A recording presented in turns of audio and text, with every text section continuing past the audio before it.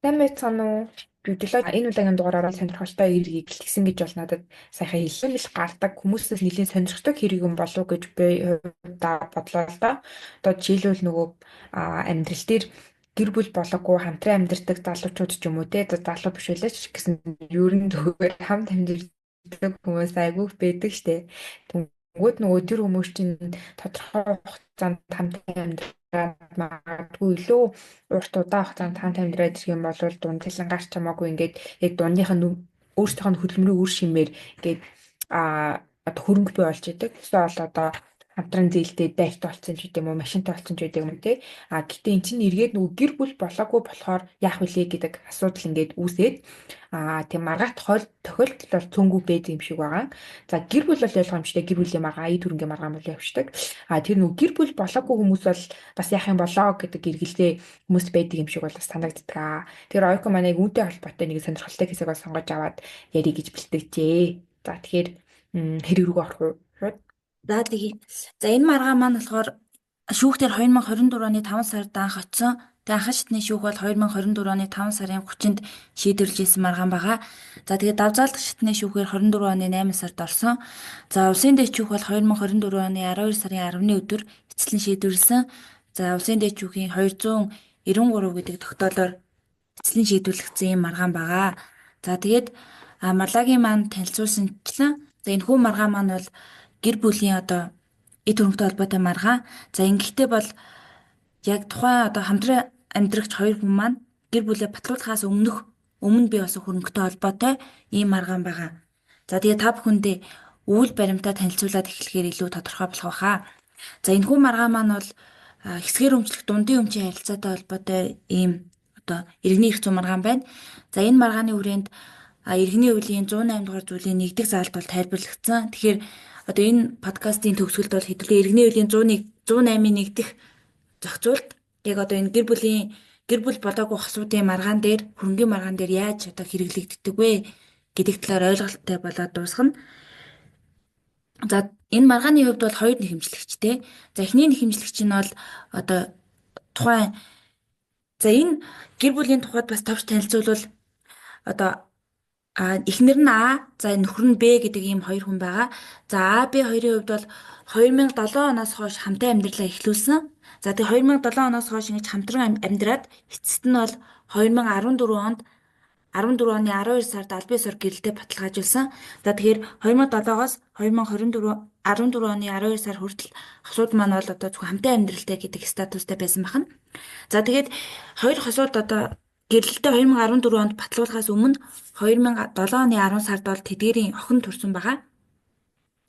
За тэгээд ингээд хамтарч амьдраад за гэрэлтэй баталгаажуулаад үүнээс хойш ингээ амьдарч явах хугацаанд одоо тухайн гэр бүл маань салсан. За тэгээд саллалтаа бол 2021 онд аль бие суурь бол шүүгэн шийдвэрээр гэрэлтэй цуцлуулад за тэгээд тийгүү гэрэлтэй шүүгэн шийдвэрээр цуцлуулах явцдаа гэр бүлийн хамтран өмчлөх дундын өмчийн маргаанаа бол шийдвэрлүүлсэн байдаг. За гэвч яг одоогийн энэ үүсэт байгаа маргааны тухайд эхнэр нь болох одоо Агийн зүгээс өөр нэхэмжлийн шаардлагыг одоо гаргаж ирдэг байгаа.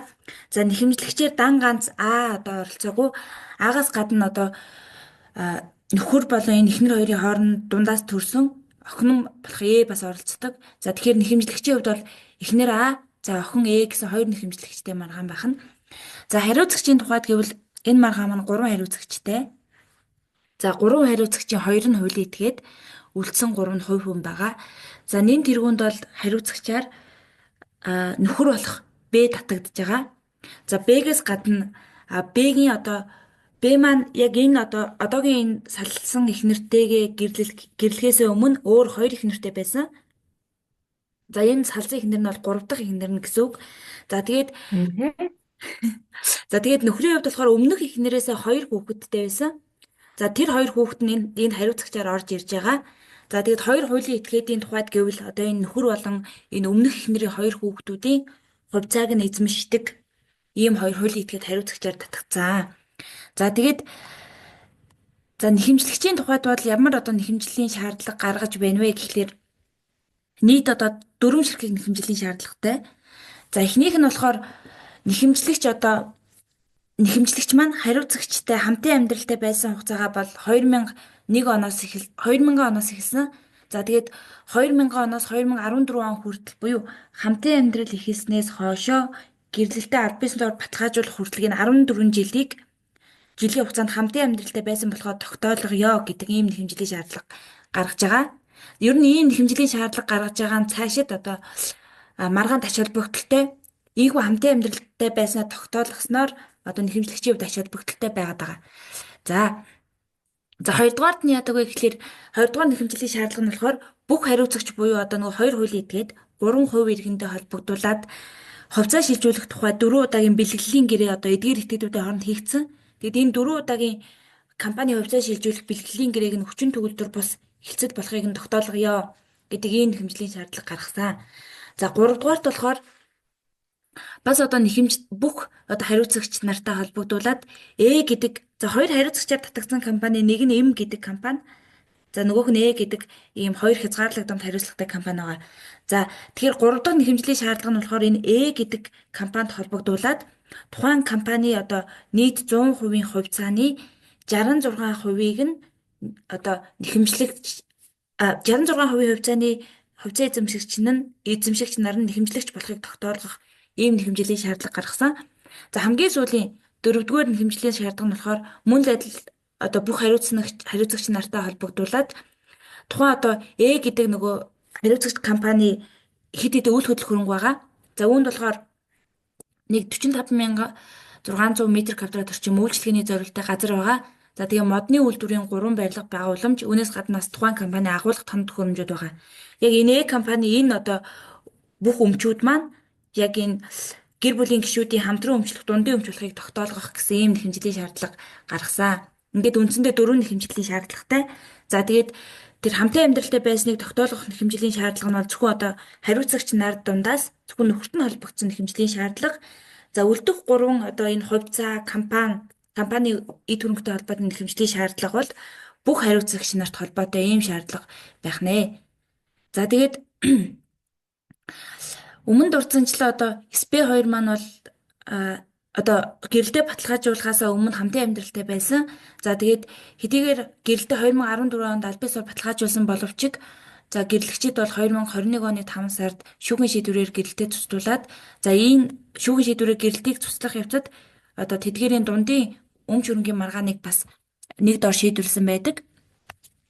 За тэгээд энэ гэдэг хариуцагч одоо компани тухайд та бүхэнд дэлгэрэнгүй танилцуулъя. За энэ ямар учиртай компани вэ гэхлээр за энэ компаниг бол нөхөр нь 2014 оны 8 сарын 25-нд үүсгэн байгуулсан байдаг. За энэ компаниг үүсгэн байгуулсан нь болохоор 2014 оны 8 сард за гэрлэгчид одоо энэ хамтран амьдрагчид аль биесээр гэрэлтэй батлуулсан хугацаа нь болохоор 2014 оны 12 сард. Тэгэхээр гэрэлтэй батлуулахаас одоо 4 сарын өмнө энэ гэдэг компаниг үүсгэн байгуулсан байгаа даа. Тэгэхээр одоо энэ нэхэмжлэгч хариуцагч талууд маань хамтын амьдралтай байх явцад компани үүсгэн байгуулагдсан гэсэн үг. За тэгээд компаниг нөхөр нь одоо 2014 онд ганцаараа үүсгэн байгуулсныхаа дараа өөрийн одоо нөгөө өмнөх эхнэрийн 2 хүүхэд болох өмнөх эхнэрийнхээ 1 хүүхдэд ингээд 2017 онд бүхэлд нь хувьцааг нь шилжүүлсэн байдаг. За энэ маань манай маргааны 1 хариуцагч нь. За тэр 1 хүүхэд нь болохоор 2018 онд одоо М гэдэг хуулийн этгээдэд тухайн одоо компани хувьцааг нь шилжүүлсэн. Компани хувьцааг тэнгууд одоо компани хувьцаа эзэмшигч нь компани болсон 2018 онд. За тэг хамгийн сүүлд нь ямар хэлцэл хийгдсэн бэ гэхлээр 2019 онд М гэдэг компани маань одоо компани цорын ганц хувьцаа эзэмшигч байсан бол 2019 онд компани хувьцаагаа одоо нөгөө өмнөх эхнэрийн 2 хүүхдэд шилжүүлээд ингээд тухайн компани одоо хувьцааг эцсийн байдлаар нөхрийн өмнөх эхнэрийн 1 хүүхэд нь 80%-ийг нөгөө хүүхэд нь 20% гэсэн байдлаар эзэмшиж байгаа. За тэгэхээр багцлаад хэлбэл компаниг үүсгэн байгуулснаас хойш хувьцаа эзэмшигчид нь ийхүү 4 удаагийн хилцлээр 4 удаа солигдсон гэсэн үг. За тэгээ яагаад энэ нөгөө хувьцаа шилжүүлэх тухай 4 удаагийн бэлтгэлийн гэрээг хүчингү болгоё гэдэг байгаа вэ гэхлээр энэ нөхрөөс нь одоо өмнөх эхнэрийн хүүхдүүд за компани хүүхдүүд гэсэн байдлаар шилжсэн энэ 4 удаагийн хилцлийг ерөөхдөө ингээ хүчингү болгоё гэдэг нэхэмжлийн шаардлага гаргаад байгаа. Энэ нь одоо цаагаараа бол ийм нөхрөөс одоо хувьцааг нь өөр этгээдүүдэд шилжүүлсэн 4 удаа хилцлийг хүчингү болгох зорилготой байсан гэсэн үг. За нэхэмжлэгч одоо өөрийн нэхэмжлийн шаардлага дараах зүйлсээр тайлбарладаг.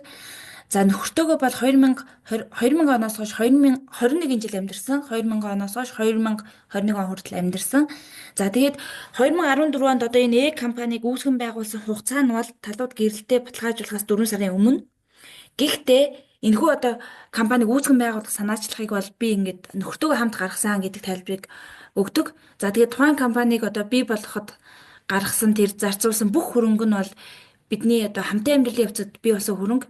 Хэдийгээр одоо тухайн компанийг нэг хувьцаа эзэмшигчтэй байгуулсан боловч тухайн одоо компанийг байгуулах шаардлагатай хөрөнгө цаашид ингээд үйл ажиллагааг нь авчиж явахтай холбоотой бүхий л одоо дэмжлэгүүд бол хоёр талаас одоо ижлэгийн тэнцвэр хэмжээнд гарсан гэж тайлбарладаг. За гэтэл одоо нөхрийн зүгээс яасан бэ гэхээр энэ гэр бүлийн одоо гишүүдийн хамтран өмчлөгийн дундын өмч хөрөнгө болох хуулийн этгээдийг одоо эхнэрийн зөвшөөрлгүйгээр бэлгэлийн гэрээгээр өөрийн хуучин эхнэрийн хүүхдүүдэд одоо шилжүүлээ өгсөн байгаа. Тэгэхээр энэ 4 удаагийн хилцэл бол иргэний хуулийн 56-гийн 1-1 буюу одоо хилцэл хүчин төгөлдөр бусад тооцоолох үндслэл байдаг. За түүний дагуу бол хүчингү гэж тайлбарласан. За энэ иргэний хуулийн 56-гийн 1-1 бол хууль зөрчсөн буюу нийтээр хүлээн зөвшөөрсөн зан шалтгааны хэм хэмжээнд харшилсан хилцэл гэж байгаа. Тэгэхээр ерөнхийдөө зохиол эдийн зөвшөөрлгүй хийсэн нь ингээд хууль зөрчсөн хилцэл юм аа гэж эхнэрийн зүгээс тайлбарлаад байгаа. За тэгээд эдгээр хилцлүүд бол одоо хамт тухайн компанийг одоо өөрийн хүч хөдөлмөрөөр хамт одоо тусалцаа үзүүлж үүсгэн байгуулсан эхнэрт мэдээлэлгүйгээр хийгдсэн юм нуун дадлах зорилгоор хийгдсэн хилцлүүд байгаа. За тэгээд ийм учраас одоо тэр компани хувьцааг одоогийн байдлаар шилжүүлэн авсан байгаа хоёр хүүхдийн хувьд тухайн одоо компани хөрөнгөөр үнэлэлгүй хөрөнгөцсөн гэж үзэж байгаа. Тийм учраас энэ одоо хоёр өмнөх гэрлэлтээс одоо гэрлэлтийн явцад гарсан хоёр хүүхдэд өвлөгдсөн тэр компани хувьцааг үнэлэлгүй хөрөнгөцсөн болохыг тогтоолгоод за тэгээд нэхэмжлэгч эхнэр болон түүний охин нарт одоо 66% нь өгөх тухай ийм нэхэмжлийн шаардлага гаргасан байгаа. Яагаад 66% бэ гэхээр тухайн одоо компани үүсгэн байгуулагч нь 3 этгээд гэж одоо эхнэрийн зөвс үзээд байгаа. Нэг нь эхнэр нь өөрөө, хоёр дахь нь нөхөр нь, гурав дахь нь хүүхэд нь. Тэгээд компанийхаа 100% хувьцааг 3% хагаад за эхнэр болон охинд ногдох хувь нь 66%. Тийм болохоор компани хувьцааны 66%-ийг инх үнгээд гаргуулъя гэдэг нэхэмжлийн шаардлага гаргасан байгаамаа. За тэгээд хариуцагч нар бол тусдаа ингээд тайлбараа өгөөж явдаг. За нэгдүгээрт нөгөө маргаан бүхий компанийн хувьд бол ямар тайлбар өгдөг вэ гэхлээр компани одоо итгэмжлэгсэн төлөөлөгч нь за нэгдүгээрт бол компани үүсгэн байгуулагдсан огноо нь одоо эхнэр нөхөр хоёр гэрэлтэй баталгаажуулахаас өмнөх хугацаанд бий болсон. Тийм учраас энэ бол гэр бүлийн хуваарьт одоо дундын хөрөнгө биш харин одоо нөхрийн дан ганц өөрийнх нь хуваарьт хөрөнгө болно гэж маргадаг. За тэгээд түнчлэн гэр бүлийн дундын өмчийн маргаан бол тэр 2021 онд талууд одоо гэрэлтэй шүүгээр зохицуулах явцад ингээд шийдвэрлэгдээд дууссан. Нэгэнд одоо шүүгээр шийдвэрлэгдсэн юм асуудал учраас одоо энэ маргаан ахиж одоо шүүхтэр үүсэх ёсгүй гэсэн байдлаар хариу тайлбар гаргадаг. За харин хариуцагч одоо хоёр хүүхдийн тухайд одоо нөгөө нөхрийн өмнөх эхнэрийн хоёр хүүхэд. За энэ хоёр маань бол одоогоор компани хувьцаа эзэмшигчид байгаад байгаа.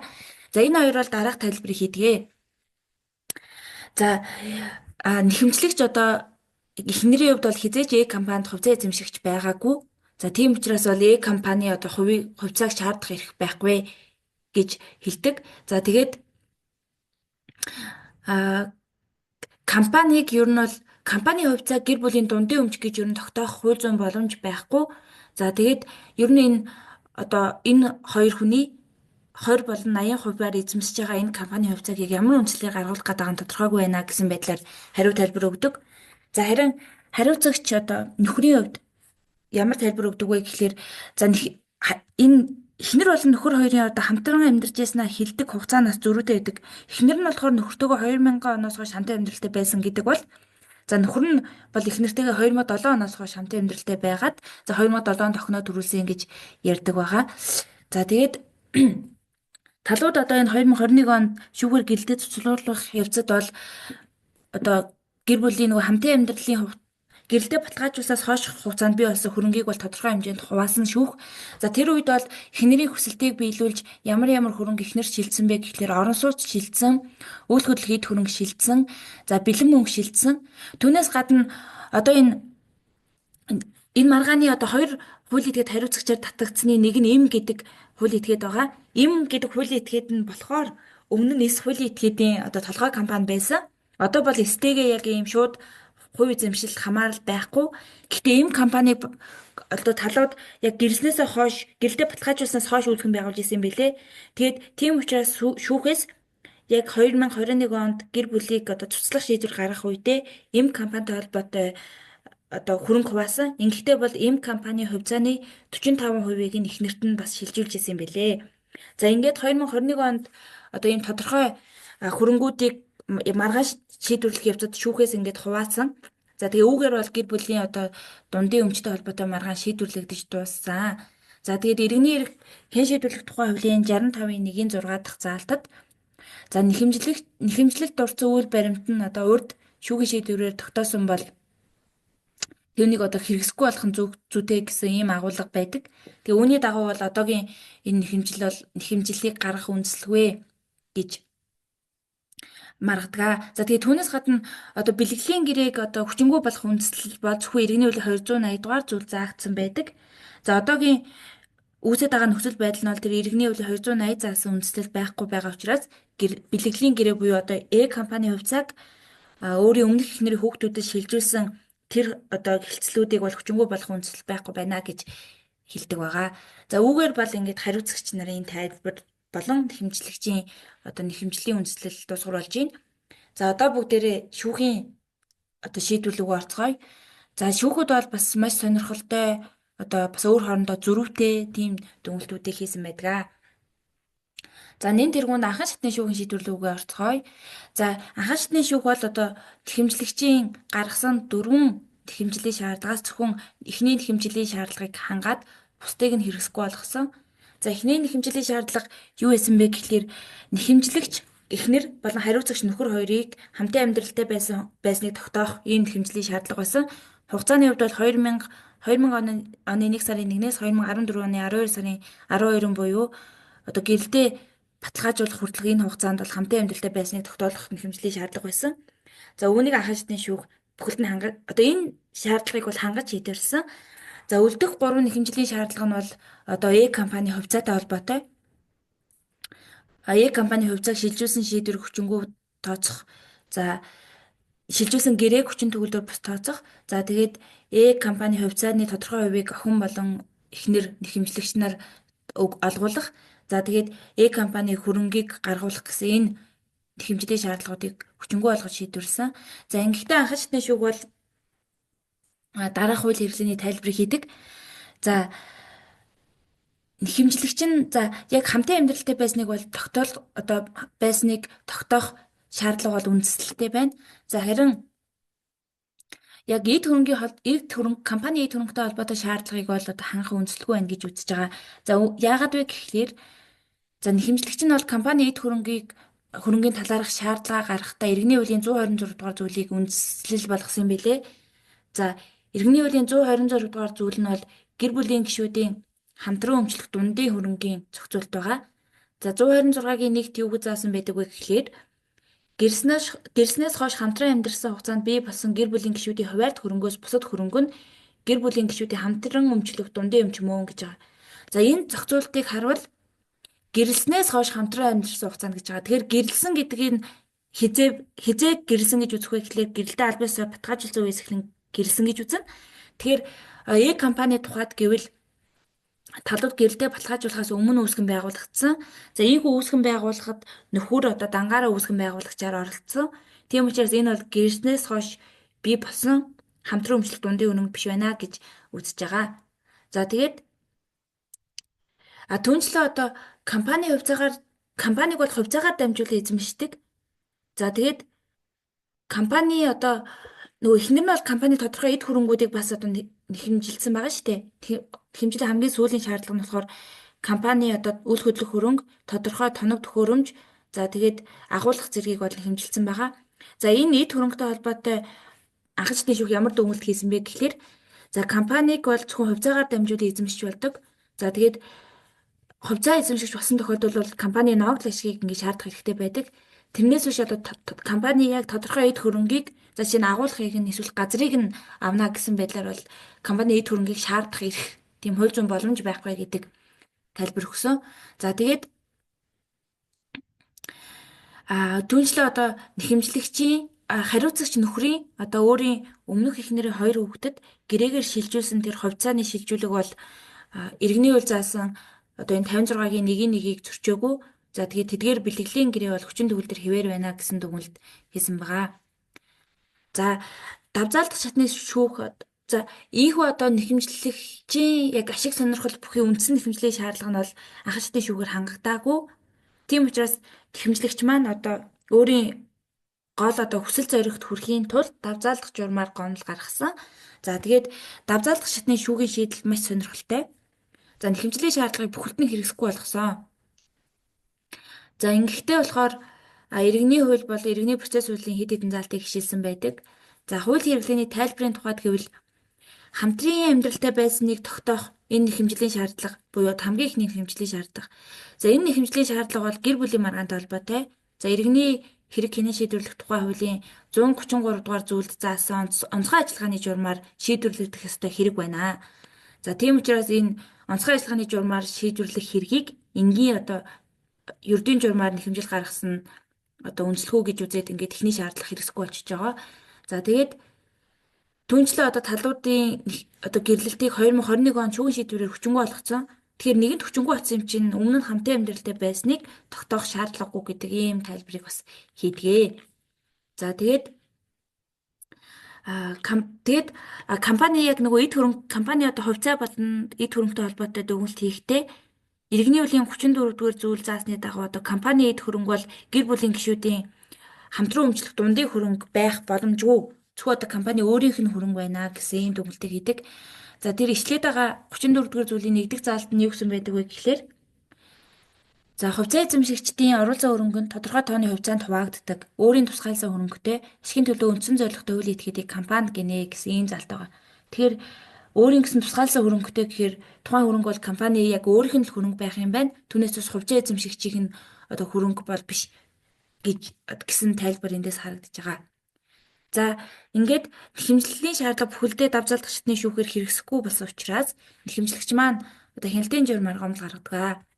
За хяналтын шатны шүүх нэхэмжлэлийг иргэний процесс хуулийн 172-ийн 2-ын 1 буюу шүүхийн хууль хэрэглээний зөрүүг арилгах гэсэн үндслээр хүлээн авдаг. За энэ маргааны хувьд бол яа харахгүй хууль хэрэглээний зөрүү байгаа.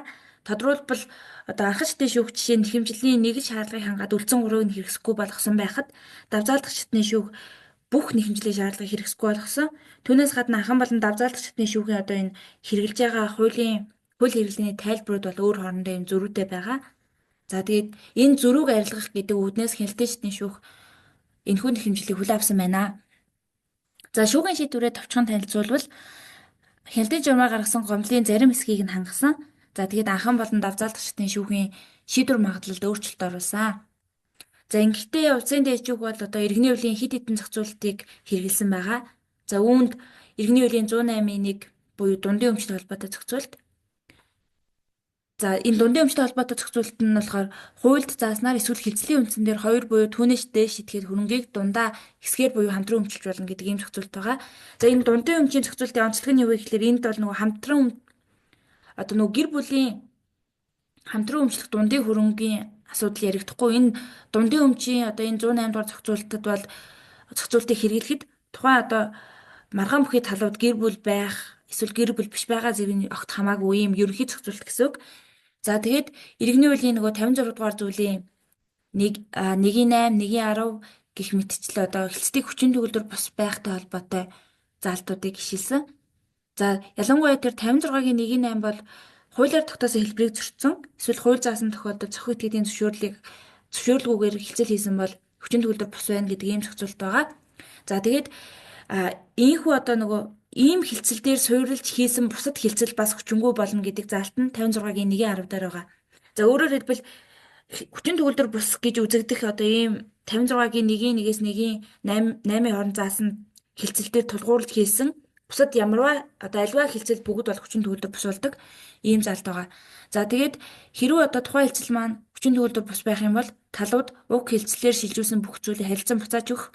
За боломжгүй бол үнийн төлөх үүрэгтэй талаар 56-гийн 5 зохицуулсан ийм үр дагаврыг зохицуулсан залт байгаа. За тэгээд 56 61-ийн 1-ийг бас ижилсэн. За энэ болохоор хилцлийн зарим хэсэг хүчин төгөлдөр бусвал үлдсэн хэсэг нь бол одоо хүчинтэй хэвээр үлдэнэ.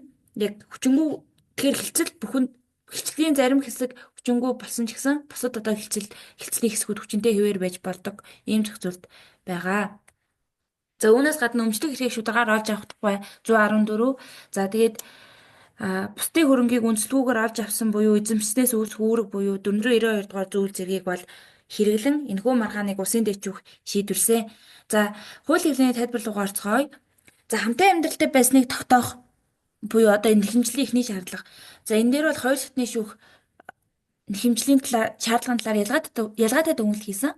За анхан шатны шүүх тухайлбал хамтын амьдралтай байсныг тогтоосон бол давзаалдах шатны шүүх тус шаардлага нь онцгой ажиллагааны журмаар шийдвэрлэгдэх одоо эрх зүйн маргаан байна гэж дүгнсэн.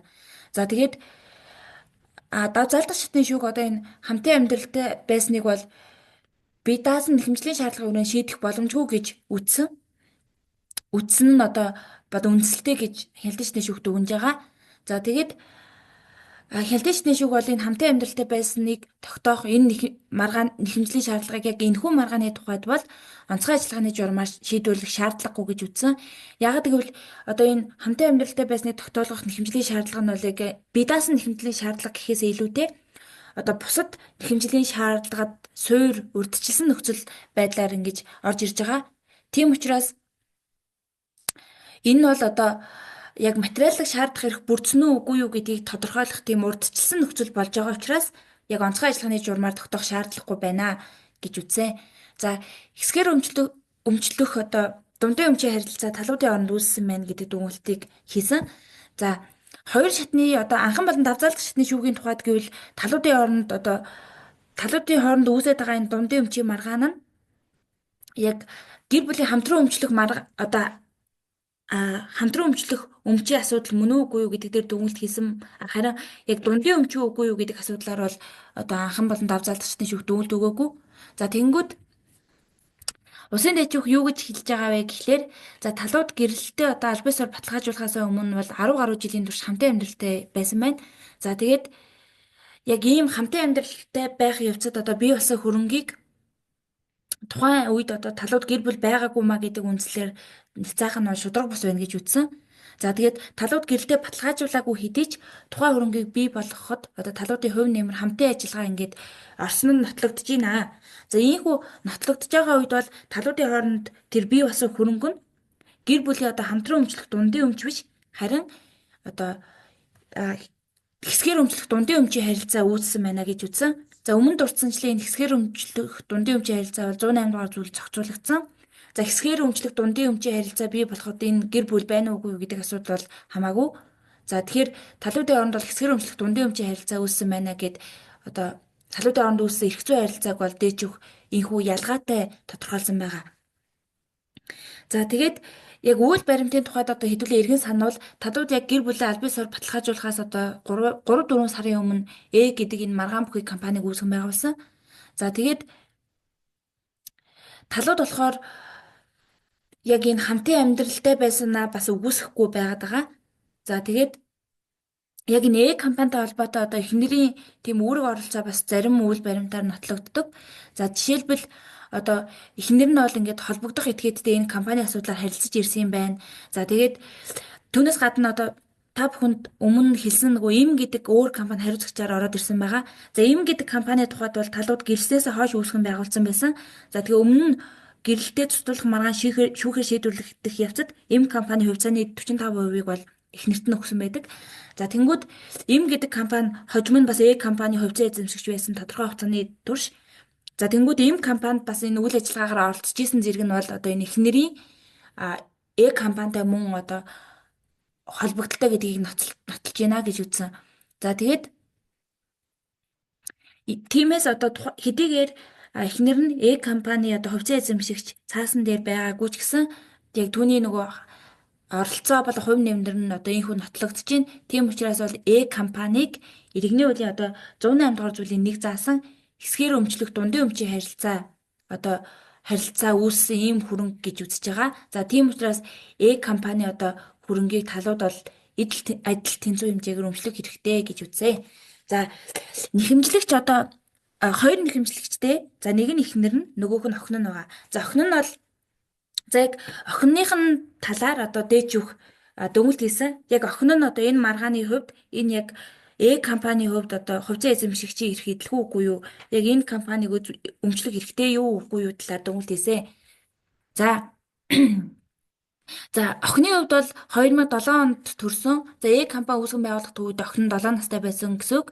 За дээд шүгийн хийсэн дүгнэлтээр охин нь бол E компаниг үүсгэн байгуулах үйл ажиллагааг нь эхлүүлэх, за үргэлжлүүлэх явцад бол аливаа санал санаачлаг гаргаж одоо хувь нэмрээ оруулсан гэх нөхцөл байдал тогтоогдохгүй байгаа. Тийм учраас охины хувьд бол тухайн E компаниг одоо өмчлөх тийм дундын өмчийн эрх идэлгүй гэсэн байгаа.